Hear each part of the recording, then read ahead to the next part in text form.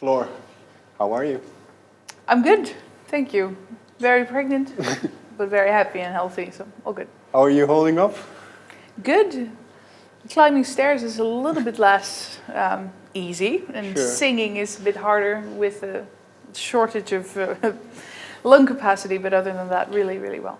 I saw a picture of you on stage while pregnant. So, Yeah. so what was that like? Well, that was in November, December, most shows December, but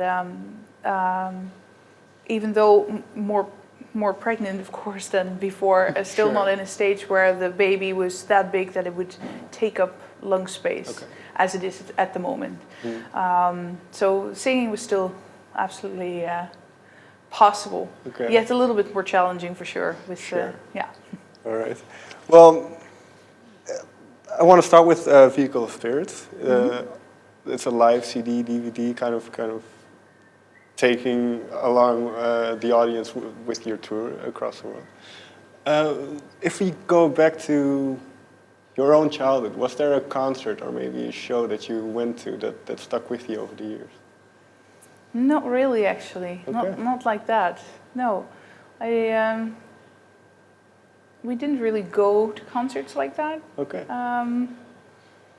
And I was quite late myself with going really to a rock concert. But already a bit later in my teenage years, I went to see a show from The Gathering. Sure. They played nearby. I must have been 16, 17 years old, and that really made an impression on me. Like, wow, I already heard their music. Hearing Annike's voice on this kind of music was for me a big eye-opener. And so seeing them live was like, cool, I want to do that too one day. Because, well, I've heard you talk about The Gathering before, but Yeah. and mentioning Anneke, was it important for you to see a female doing that? I'm not sure if it was in particularly the male-female Okay. thing, but it was definitely captivating how she sang.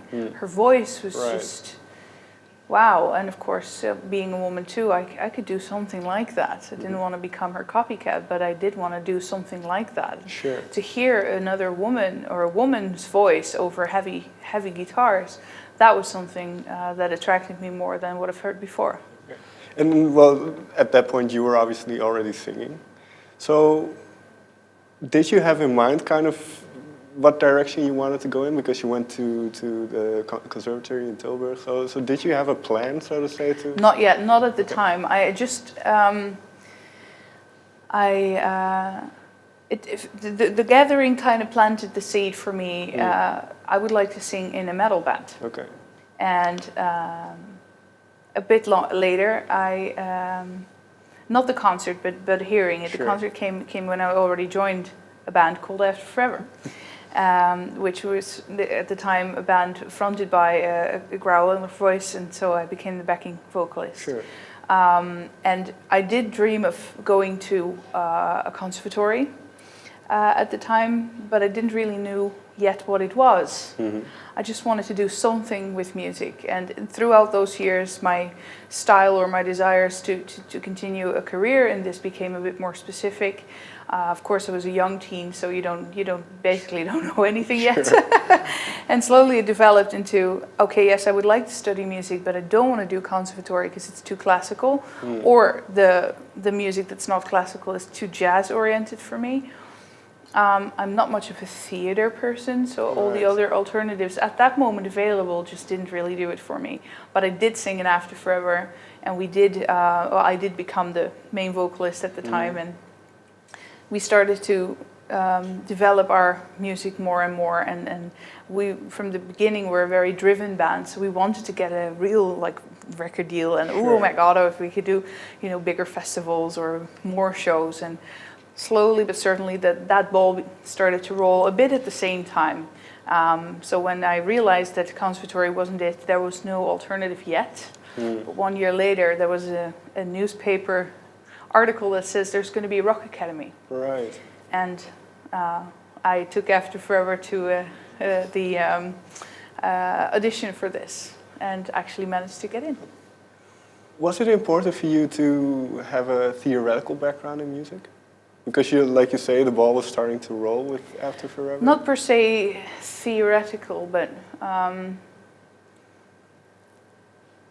think, yeah, to become a professional musician, I thought you needed to have an education in music. Right. And don't forget that the whole concept of, you know, a real education in pop and rock music simply did not exist yet. Mm-hmm. So it was a bit of a trial and error kind of thing. Like, if you ask me nowadays, do you need to have an education in this style of music per se? I don't know the answer anymore, because I did have the school. So I did, of course, learn a lot of things. And even if I wouldn't have learned that crazy much, I did have a network to start with, because I knew a lot of people just from by being at school. Mm-hmm. So yeah, I think that question became harder, but there's no way you'll make it if you don't have the right attitude and the right amount of talent anyway. Right. You need a certain set of characteristics that gets you there with or without an education. But for me, at the time, it felt like this is a very important step, and I'm still very happy I did. And I was very curious. I wanted to learn a lot of things. So next to Rock Academy, I also had a lot of lessons on music theater and operatic lessons later. So I did get a lot of theoretical input and know a lot about music or vocal techniques, which became a thing I didn't know before that I would really be interested in. And well, I think one thing you mentioned is very important. That well, you need a certain, maybe not personality, but certain attributes to make it. So and one of them I think is drive. So was this drive always there, or like you say, from when you heard the Gathering, that was the drive and Not really directly like that. Drive was more a dream. Okay. And as soon as I started to realize what I needed to do to get closer to the dream, yeah. And you learn step by step, but a drive you either have or you don't, I guess. And I did learn to have that and learn what it takes. And the more you do, the more you learn. If okay, this is what it takes. And when you're between 20 and 30, that goes for everybody, and all, you kind of work towards a certain thing. And towards your 30th, you start to think about that. Like, am I where I thought I would be? And you know, look at life differently. But in your early 20s, when everything just goes like this, that is what I was doing. I was being in a successful band. I was studying. And much beyond that, I didn't really think. I just wanted to make After Forever the biggest, coolest band in the world. And I wanted to learn more about singing and music. That was what I was doing. Just that. Sure. And then you mentioned you had a dream. So at the moment you're in one of the biggest metal bands in the world. What was the dream early on? Does it compare to where you are now? Absolutely, actually, yes. Even though I don't think I really understood what that really meant, that was the ambition, that was the dream. And it was funny to see everything kind of taken away from me, or how, you know, my life evolved the way it did. So I went from this to rock bottom for a while. In my career, it was very difficult. In my health was gone for a while, and from there it came Nightwish, and I really think that I've needed all the steps before, the gradual growth, the big down, to get to a level, to be experienced enough to actually really do it. Because to have a career like this is one thing, to get it there, but to maintain it, that's really a thing. To do it in a healthy way that you can do now and in 10 years, well, that is something. And I'm quite sure I didn't realize that at all. Because it was a dream. And now that it's true, you have to do the dream thing in a reality setting. Okay. So that must be a bit weird. Yeah, it needed some adjusting and some learning. Absolutely, yeah. And well, in a previous interview with us, you talked about the darker side. You had a burnout, and yeah. So I won't go very deep into that. But in hindsight, do you think those type of things, the things that happened to you, were important for you to get to where that are necessary in a way to get where you are now?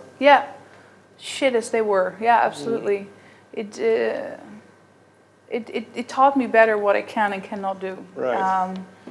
It extra taught me that to never take anything for granted, and that how far to go with how dedicated you. I mean, the dedication and the drive, it's all there, but there is a moment where everybody must say, stop. And before I would have never dared to even think about that, Sure. let alone do it. And now I'm like, yeah, until here, and then it's stop, just to keep it healthy on a longer run, and that works so well.